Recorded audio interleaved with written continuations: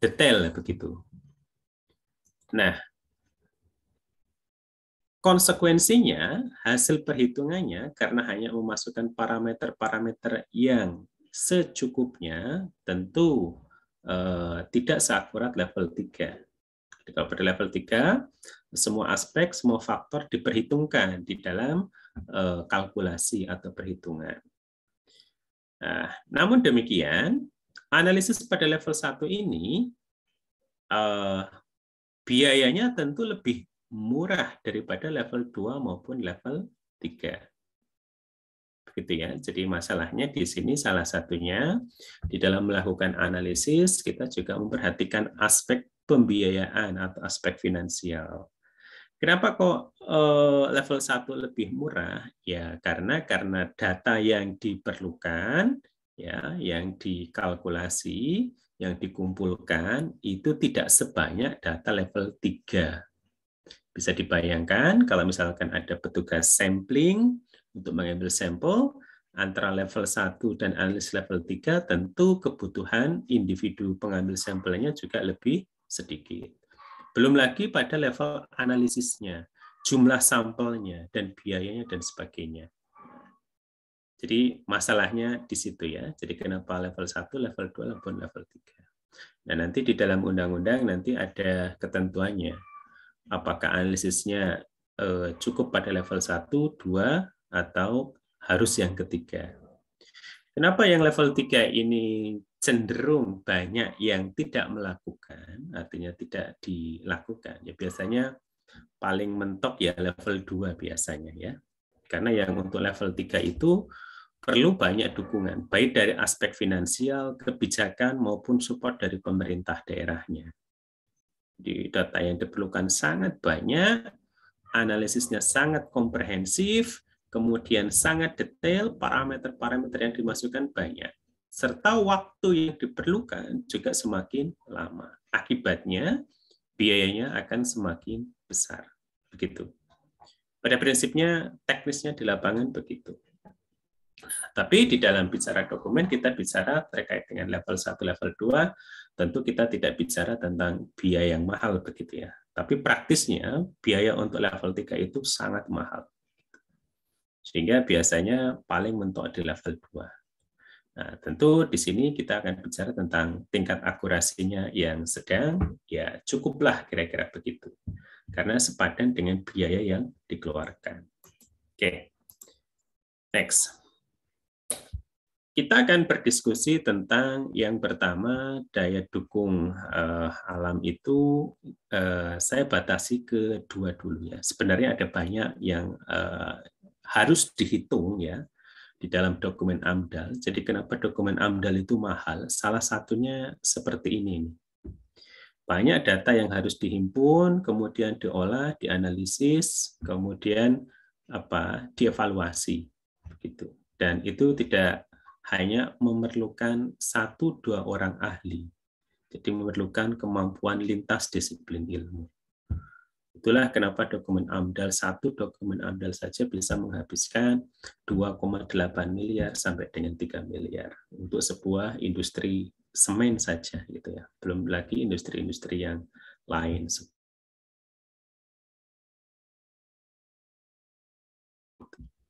Oke, kita akan bicara terkait dengan daya dukung lahan. Nah, di dalam hal ini yang dimaksud daya dukung lahan tadi disampaikan adalah daya dukung lahan untuk peri kehidupan yang layak bagi kemanusiaan ya, artinya hitungannya bagi manusia dan makhluk hidup. Jadi lahan yang diperlukan untuk hidup secara layak lah kira-kira begitu. Nah, untuk menghitung daya dukung lahan ini, pertama-tama kita perlu melakukan kalkulasi kebutuhan lahan.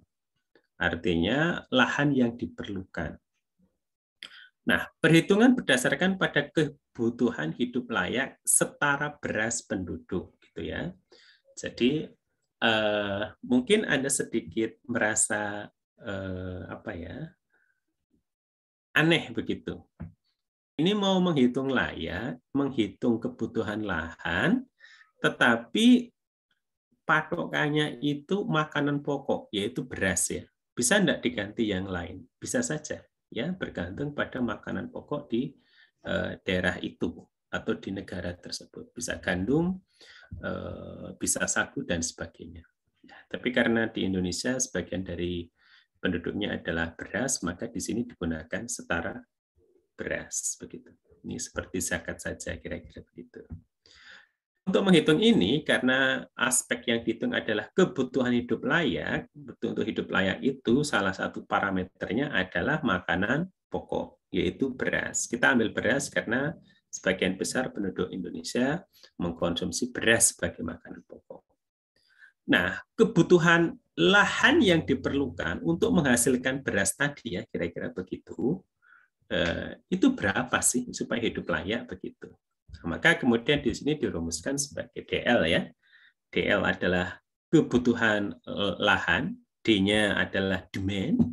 Demand itu dalam bahasa Inggris adalah kebutuhan.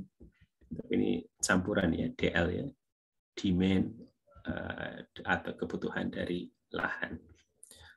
Nah, DL ini dirumuskan sebagai N, di mana N adalah jumlah penduduk dalam satuan jiwa atau orang, kemudian dikalikan dengan kebutuhan hidup layak setara beras penduduknya per kilogram per orang per tahun. KB ya. Jadi kebutuhan hidup layak setara beras. Oke. Kemudian PTVB-nya adalah produktivitas beras setempat. Oke, sebentar. Saya mohon izin dulu.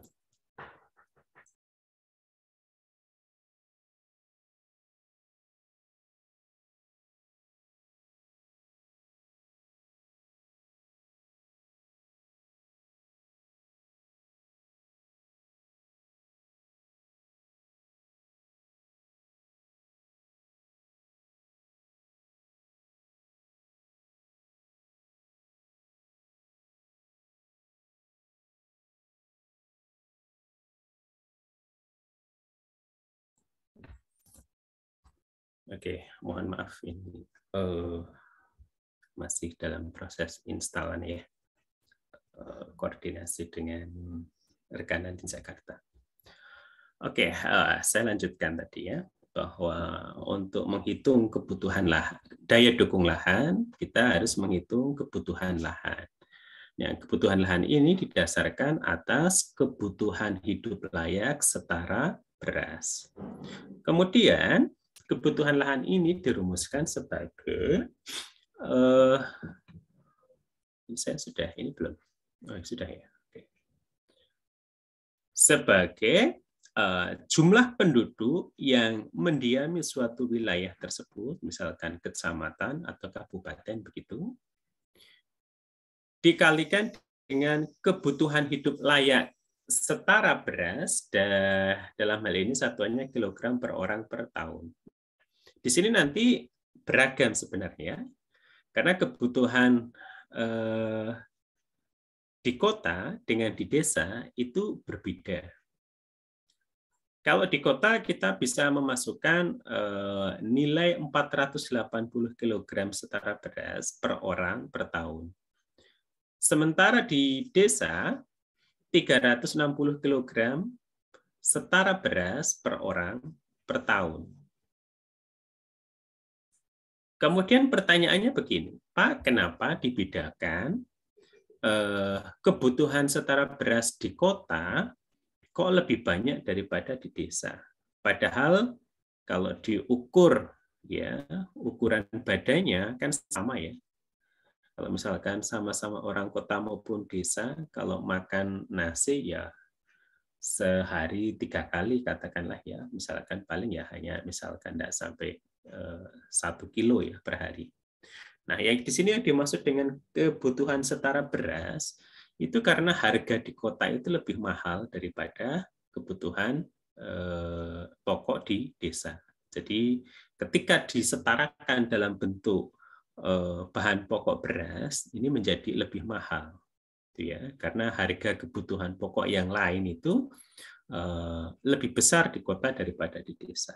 Prinsipnya begitu. Sehingga di kota kebutuhan hidup layak setara berasnya itu lebih tinggi daripada di desa.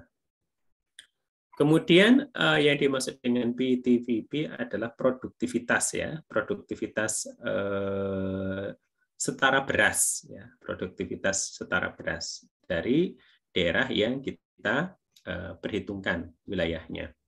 Nah, ini di sini nanti beragam ya. Anda bisa menggunakan data kalau ada di kabupaten atau kecamatan tersebut terkait dengan produktivitas beras, Anda bisa menggunakan itu.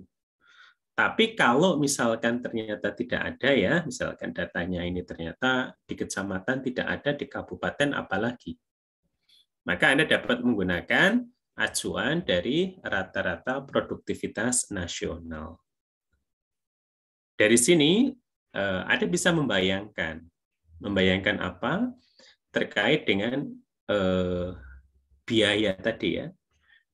Kan tadi saya sampaikan bahwa untuk analisis lingkungan itu ada 3 level, level 1, level 2, level 3. Nah, maksudnya adalah kenapa jarang sampai ke level 3, mentok hanya level 2. Salah satunya itu di sini seperti ini. Ketika kita membutuhkan data produktivitas rata-rata beras di wilayah atau daerah setempat, ternyata datanya tidak ada. Satu. Ya. Yang kedua, misalkan di kecamatan itu belum ada sensus penduduk, misalkan. Sehingga ketika kita melakukan analisis ini, kita seakan-akan melakukan sensus penduduk, mengumpulkan data untuk terkait jumlah penduduk terkini atau terakhir pada daerah tersebut, begitu. Nah, kalau datanya tidak ada, ya tentu akan menggunakan pendekatan yang lainnya, pakai estimasi, begitu. Nah, dengan demikian, menggunakan estimasi seperti ini yang menyebabkan tadi ya tingkat akurasinya itu level 1, level 2 maupun level 3 itu berbeda. Kenapa? Misalkan begini ya. Karena kalau kita menggunakan produktivitas nasional, rata-rata beras nasional ini, sebenarnya tentu akan ada biaya. Berbeda kalau kita menggunakan data produktivitas beras setempat yang ada di situ. Tentu itu lebih akurat. Tapi untuk mendapatkan itu, datanya, itu tidak mudah. Jadi petugas kecamatan, misalkan kalau ini adalah levelnya di kecamatan atau di kabupaten, itu melakukan sensus hasil pertanian ke tiap kecamatan, kemudian ke tiap desa, dan sebagainya. Jika kalau Anda pernah berkunjung ke kantor kelurahan atau kantor desa, biasanya di situ ada informasi tentang luas lahan, produktivitas, tanaman yang ditanam, dan sebagainya. Apakah petugas kelurahan itu sendiri mendapatkan data itu dengan melakukan sensus ke warganya? Belum tentu. Kadang-kala petugas kelurahan juga suka ngarang-ngarang begitu. Yang penting ada laporannya untuk ke kecamatan begitu. Idealnya kan itu dilakukan pemantauan atau monitoring, misalkan terkait dengan luas lahan yang ada di desa itu, kemudian jenis. Jadi perlu yang namanya ada sensus pertanian dan juga sensus penduduk. Nah, ini yang saya maksud, data itu mahal begitu. Untuk mendapatkan data mahal dan tidak mudah. Oke, next. Nah, setelah kita menghitung kebutuhan lahan, ya, langkah selanjutnya adalah kita memerlukan analisis berapa lahan yang tersedia di wilayah tersebut berdasarkan pada produksi aktual setara beras. Ini agak sedikit membingungkan ya. Kita mau menghitung lahan, tapi kok parameternya beras begitu. Tadi saya sampaikan lagi penekanannya, karena yang kita hitung adalah daya dukung lingkungan yang berupa daya dukung lahan sebagai kebutuhan lahan untuk bisa hidup layak. Gitu. Nah, kriteria hidup layak itu menggunakan parameter makanan pokok berupa beras. Nah, dengan demikian, analisis terhadap ketersediaan lahan dapat kita rumuskan sebagai SL ya. Supply lah istilahnya. Jadi kalau di bahasa singkatnya supply. Ketersediaan. L-nya lahan. Ketersediaan lahan ini dirumuskan sebagai PB ditambah PNP dibagi PTVB. PB itu apa? Produksi beras dalam satuan kilogram. Tapi di daerah juga tidak semuanya beras kan ya, jadi tidak semua ditanam memproduksi beras. Ada jagung, ada sayuran, ada buah dan sebagainya. Kalau itu ada, maka dijumlahkan produksi beras berapa kilo, produksi aktual non beras atau non padi yang disetarakan dengan beras begitu ya. Berapa kilo setaranya begitu. Nah, setaranya itu tentu terkait dengan harganya ya, nanti terkait dengan harganya. Nah, kemudian PTVB adalah produktivitas rata-rata nasional untuk beras begitu. Nah, di sini karena tadi ya PNP itu adalah produktivitas aktual non beras atau non padi yang dibuat setara dengan beras, maka PNP ini ya dirumuskan ulang sebagai penjumlahan atau jumlah total seluruh produksi yang non beras. Jadi dirumuskan sebagai sigma PEXI dikalikan dengan HI. Yang mana PI itu adalah produksi tiap jenis komoditas. Punya satuan, misalkan sayur, satuan di sini tentu adalah satuan kalau dia dijual ya, misalkan sayur satuannya kilogram misalkan. Kemudian kalau ada komoditas yang lain, misalkan cara menjualnya bukan dengan timbangan tapi ikat begitu, maka misalkan kangkung 1 ikat gitu misalkan, atau kangkung 10 ikat, atau kangkung ya yang diikat gitu maksudnya.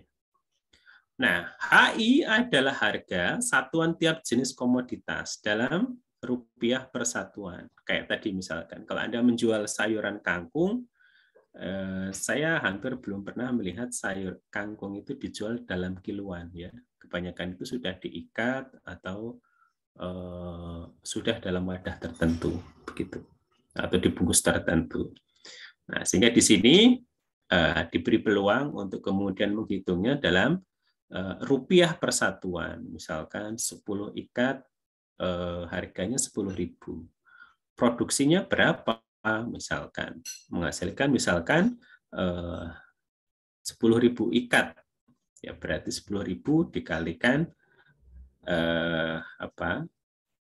harga 10.000 ikat, harga satuannya misalkan Rp100, ya berarti Rp100 tadi dikalikan dengan 1.000 ikat tadi. Jadi ini masih menjadi harga ya, harga dari komoditas non beras. Nah, sekali lagi karena disetarakan dengan beras, maka di sini dibagi dengan harga satuan beras. Kalau sekarang misalkan satu beras 7.000 ya. Ya, diambil harga satuan beras yang menengah lah ya. Ya, kan ada beras yang kualitas raskin begitu, ada yang kualitas premium, dan ada yang kualitas rata-rata. Maka Anda bisa menggunakan yang rata-rata. Gitu. Misalkan sekarang harganya 8.000 per kilogram. Nah, maka di sini akan ketemu sesungguhnya adalah PNP ini ya, meskipun dari satuan komoditas yang berbeda-beda, tetapi ketika masuk ke persamaan dua ini, dia akan kembali ke setara beras ya. Harga setara beras dalam satuan kilogram lah kira-kira begitu. Kilogram. Oke. Nah, Untuk menentukan atau mengambil keputusan apakah daya dukung lahan itu di suatu daerah itu mencukupi untuk hidup layak atau tidak, maka daya dukung lahan dirumuskan sebagai supply atau ketersediaan lahan dibagi dengan kebutuhan lahan. Ya, ini ya, PL. Ini adalah daya dukung lahan adalah ketersediaan lahan dibagi dengan kebutuhan lahan. Setara beras per kapita, ya. Di sini rumusnya. Nah, kemudian bila daya dukung lahan itu lebih dari 2, ini berarti kan indeks tanpa satuan, ya, indeks tanpa satuan. Karena ini dengan ini satuannya sama, jadi kalau dibagi satuannya hilang. Maka tinggal menghasilkan angka indeks seperti ini. Jika daya dukung lahan menghasilkan indeks daya dukung lebih dari atau sama dengan 2, maka di situ daya dukung lahannya aman atau sustain. Jadi masih mencukupi untuk bisa hidup layak, begitu. Nah, bila daya dukung lahan atau PL antara indeks 1 sampai dengan 2, maka di sini dikatakan daya dukung lahan di daerah tersebut aman bersyarat, ya, mencukupi asal, nah kira-kira begitu. Nah, asalnya ini nanti didasarkan pada analisis lanjutan, ya, analisis lanjutan. Apakah misalkan jumlah penduduknya ataupun produktivitas hasil pertaniannya atau yang lainnya. Begitu. Tapi karena kita membatasi hanya ngomong tentang daya dukung lahan, maka di sini yang kita buat laporannya adalah daya dukung lahan aman bersyarat. Jadi ada syaratnya. Nah, bila daya dukung lahan indeksnya kurang dari 1, maka kita sebut daya dukung lahan telah terlampaui, artinya tidak aman. Di daerah tersebut, dari aspek daya dukung lahan itu tidak memungkinkan untuk hidup layak, begitu. Di PL kurang dari 1, artinya daya dukung lahan tidak aman. Oke, sampai di sini ada pertanyaan? Tidak? Bagus. Oke. Selanjutnya kita akan membahas yang terakhir saja. Di samping daya dukung lahan, daya dukung lingkungan juga diukur salah satunya dengan parameter daya dukung air. Nah, perhitungan berdasarkan pada kebutuhan hidup layak setara beras penduduk. Nah, mungkin Anda juga lagi-lagi lah, ini mau menghitung daya dukung air saja masih disetarakan dengan beras, ya. Jadi di sini adalah lebih kepada aspek kebutuhan air untuk hidup layak yang patokannya adalah makanan pokok berupa beras, sehingga disebut sebagai kebutuhan hidup layak setara beras. Nah, daya dukung air ini dirumuskan sebagai DA, yang mana DA ini demand, D-nya adalah demand lah, kira-kira begitu, supaya Anda ingat. A-nya air, berarti ini bahasanya campuran bahasa Inggris, bahasa Indonesia.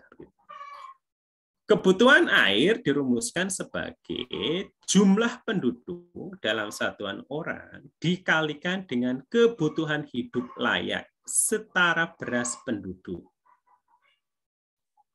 Dikalikan dengan QAB, ya. Ini adalah QAB-nya adalah Q-nya adalah nilai konversi kebutuhan air per kilogram beras, begitu, ya.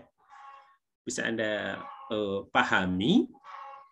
Jadi kebutuhan air kalau dia dikonversi dalam satuan kilogram beras lah, kira-kira begitu. Nah, kenapa kok tidak uang, Pak? Gitu. Misalkan rupiah gitu ya, kan orang kalau pakai rupiah itu kan lebih enak menghitungnya, begitu. Nah, di sini para ahli tidak menggunakan kurs mata uang. Kenapa? Karena uang bisa mengalami inflasi. Naik, turun, begitu. Padahal uang itu bukan kebutuhan pokok. Orang perlu makan. Nah, kebutuhan pokok di sini di Indonesia adalah beras. Nah, dengan demikian, air pun dikurs dengan menggunakan beras, bukan uang, bukan emas, dan sebagainya. Ya. Jadi kalau Anda lapar, Anda tidak mungkin makan emas, tidak mungkin makan uang, dan sebagainya. Tapi kalau beras, karena dia kebutuhan pokok, yang inilah yang menjadi standar hidup layak. Begitu. Jadi sekali lagi, GAB adalah nilai konversi kebutuhan air per kilogram beras. Nah, kebutuhan hidup layak setara beras penduduk ya, sekali lagi tadi di awal sudah disampaikan 480 kg setara beras per orang per tahun untuk di kota dan 360 kg setara beras per orang per tahun untuk di desa. Nah, nilai Q-nya ya, nilai Q yang dikeluarkan oleh LH ya, Kementerian Lingkungan Hidup. Nilai konversi Q adalah 4 meter kubik per kilogram beras. Jadi ini adalah sebuah nilai pendekatan bahwa untuk menghasilkan 1 kilogram beras diperlukan air sebanyak 4 meter kubik. Begitu. Nah, ini sebagai sebuah faktor konversi. Gitu. Oke, nah langkah selanjutnya setelah kita menghitung kebutuhan air, selanjutnya kita harus menghitung ketersediaan air atau supply, ya, SA, suplai air. Nah, suplai air ini juga didasarkan pada produksi aktual setara beras, yang mana ya ketersediaan air ini dalam satuan meter kubik per tahun ya, dihitungnya per tahun. Kemudian di situ Anda lihat ada nilai 10 dikalikan Q dikalikan dengan A. 10 di sini adalah faktor konversi dari milimeter hektar ke meter persegi. Konversi ke meter persegi. Kemudian A adalah luas lahan. Ya, A-nya luas lahan. Kemudian PTVB-nya adalah produktivitas beras per kilogram per hektar. Ini PTVB-nya hilang ini ya. Nanti saya lengkapin. PTVB-nya ini harusnya ada di sini. Oke. Kemudian ini R-nya juga hilang. Oke. Ini harusnya SCRA begitu maksudnya. Oke, nanti kita masukkan. Nah, kemudian Q ini ya merupakan debit air ya, debit air yang nilainya menggunakan ketentuan sebagai berikut. Untuk daerah-daerah dengan R adalah curah hujan tahunan di wilayah tertentu ya. Ini satuannya milimeter per tahun. Jika curah hujannya lebih besar daripada 2.500 mm per tahun, maka nilai Q itu adalah 0,94 dikalikan curah hujan dikurangi 1.000. Itu nilai Q-nya. Tahu curah hujan dari mana, Pak? Dari data Badan Meteorologi dan Geofisika, gitu ya. Nah, makanya kalau ternyata di daerah atau kecamatan tersebut tidak ada, maka ini akan menjadi kesulitan. Namun demikian, biasanya di kecamatan-kecamatan itu sudah ada alat ukur curah hujan ya di depan kecamatan itu sudah ada. Tidak tahu kalau sekarang, kalau zaman dulu itu ada. Sehingga pegawai kecamatan akan mengecek volume air yang ada di alat penampung hujan ya sebagai sebuah laporan curah hujan di kecamatan tersebut. Nah, nilai Q adalah 0,67 R dikurangi 600 mm per tahun ya. Jadi ini kalau R-nya diketahui, R-nya dimasukkan ke sini dikalikan untuk kemudian masuk ke nilai Q yang di atas. 0,67 variabel ini jika curah hujannya antara 1.500 sampai 2.500. Kalau curah hujannya sangat rendah, ya relatif rendah, kurang dari 1.500 mm per tahun, maka faktor pengali untuk R-nya adalah 0,77 dikurangi 308 mm. Q-nya itu masuk ke sini. Oke, nah kalau sudah, maka terakhir adalah membagi nilai ketersediaan air SA dibagi dengan kebutuhan air. Ya, ini yang disebut dengan nilai daya dukung air. Ya, berupa perbandingan antara ketersediaan air hasil perhitungan dengan kebutuhan air ya setara beras. Ini bukan lahan ya, maaf ini. Ini harusnya adalah kebutuhan air berdasarkan kebutuhan layak setara penduduk. Oke. Nah, kalau kita mendapatkan indeks hampir sama seperti daya dukung lahan, jadi kalau dapatkan nilai daya dukung airnya lebih daripada 2, maka bisa kita katakan di daerah tersebut daya dukung air, maaf ini ya salah ini ketik ya, copy paste tapi lupa belum diganti. Maka daya dukung air di daerah tersebut aman atau sustain. Nah, bila daya dukung airnya antara 1 sampai 2, maka di daerah tersebut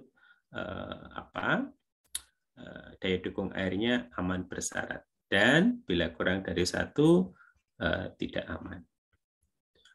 Oke, sampai di sini ada pertanyaan. Mungkin dari sebagian Anda abstrak ya untuk memahami apa sih yang sedang didiskusikan begitu ya. Oke. Nah, supaya Anda punya gambaran, sekarang saya punya datanya begini. Ya, nanti sebagai latihan saya akan share ini filenya untuk kemudian Anda coba menghitung daya dukung lahan, daya dukung air untuk sebuah kecamatan ya, sebuah kecamatan di Kabupaten Sleman.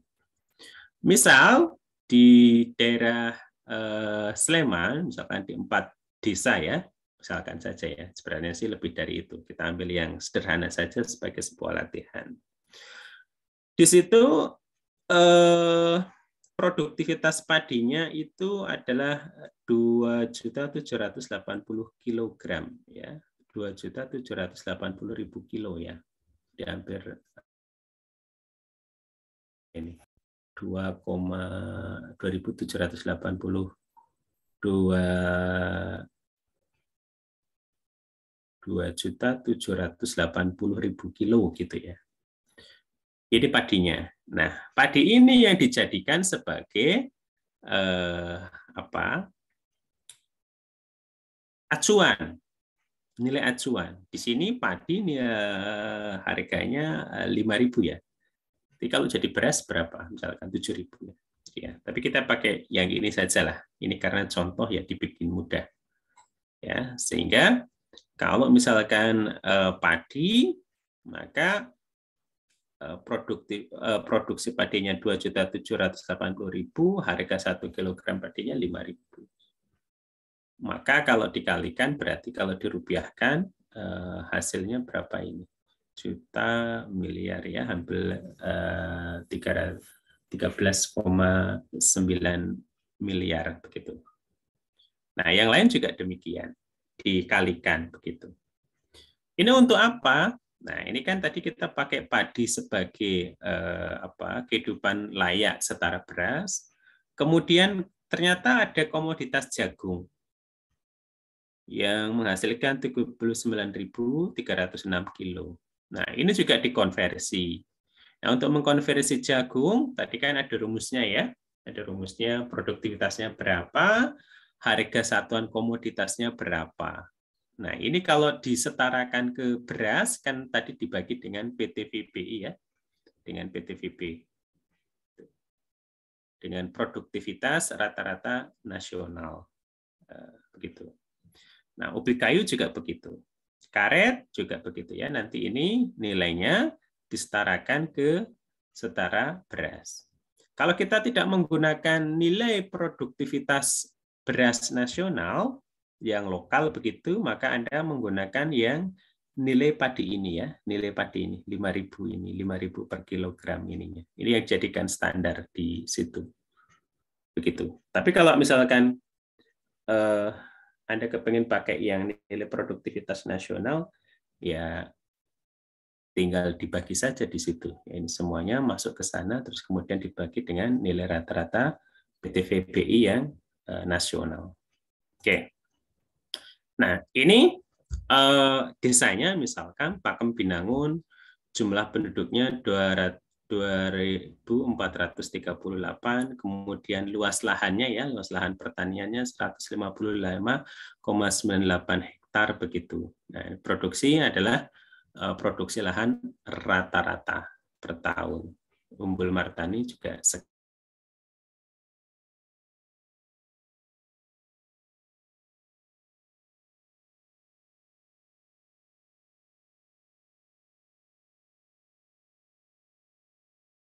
daya dukung lahan.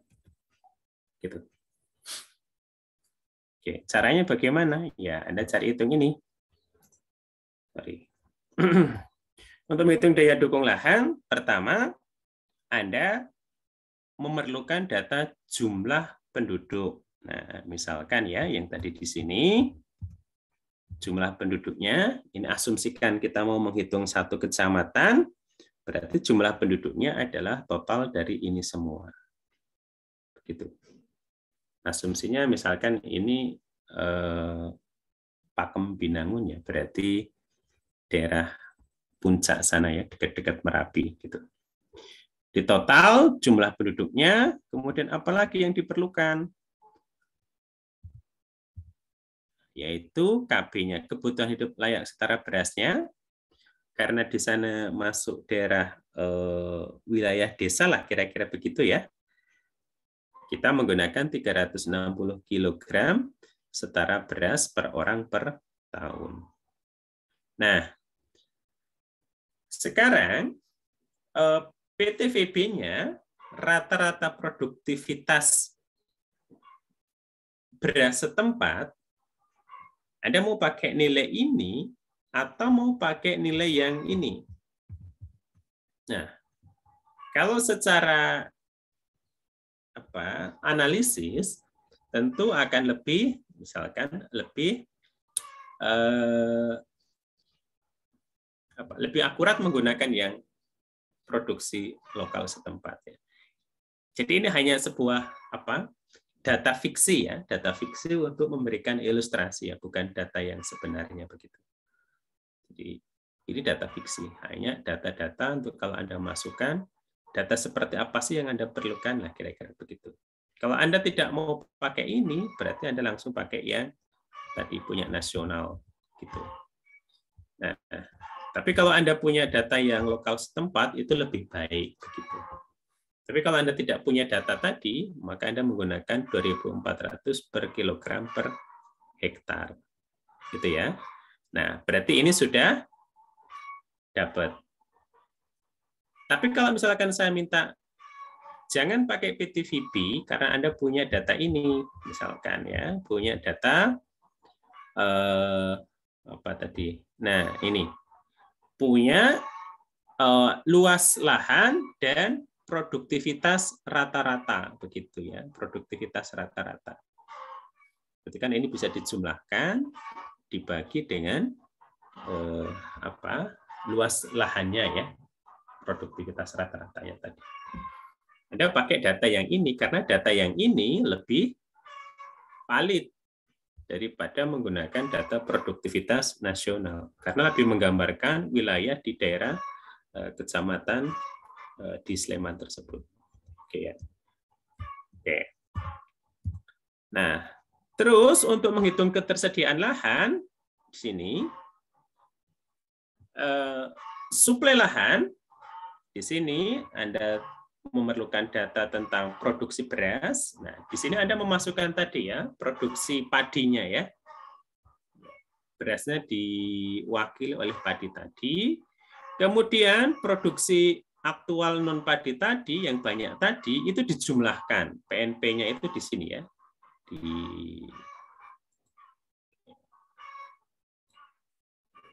Nah, di sini. Jadi ada padi, ada jagung, kemudian ada sayur mayur, buah, dan sebagainya.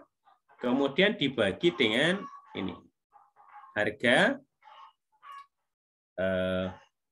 satuan beras dalam ratusan rupiah per kilo ya. Kalau tadi di sana misalkan kita bikin yang sederhana ya, menggunakan harga padi begitu, ya, Anda bisa menggunakan itu yang tadi yang ada datanya. Ya, datanya yang mana? Yang ini. Nah, yang ini. Sebentar. Ini kursornya kok enggak kelihatan. Nah, yang ini.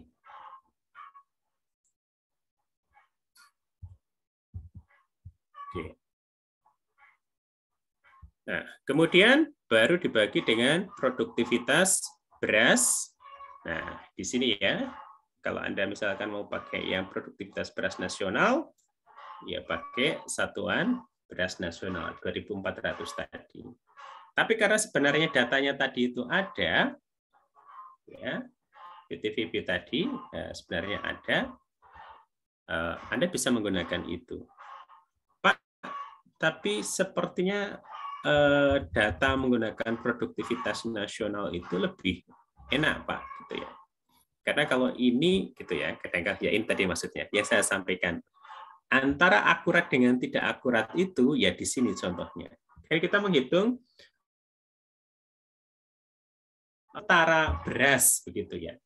Padahal di sini yang diproduksi itu tidak hanya padi, justru malah lebih banyak varietas-varietas tanaman yang lain ini. Nah, ini.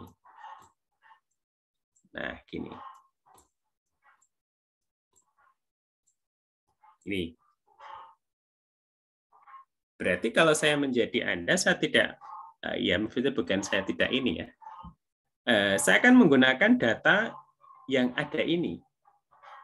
Nah, inilah yang bisa saya sampaikan kepada Anda. Ternyata untuk mendapatkan data ini itu tidak mudah. Kakao, kemiri, ininya itu tidak mudah. Harus mencari ke dinas pertanian, kadang-kala tidak ada, dan sebagainya. Sehingga kalau level 1 biasanya, ya sudahlah pakai standar nasional, begitu 2.400 tadi. Kita tidak menghitung kayak begini, dikalikan, dan sebagainya. Dan belum tentu datanya ada. Namun demikian, nanti hasilnya menjadi lebih kurang akurat gitu ya dibanding kalau kita memasukkan data yang sebenarnya seperti ini. Ini ada luas jumlah penduduk, luas panen dan produksi lahan rata-rata. Oke, sampai di sini ada pertanyaan. Silahkan kalau ada pertanyaan. Oke. Nah, kalau tidak ada pertanyaan, tugas Anda adalah menghitung daya dukung lahan untuk data yang saya tampilkan tadi. Dan insya Allah ini adalah pertemuan terakhir, kemudian minggu depan kita akan laksanakan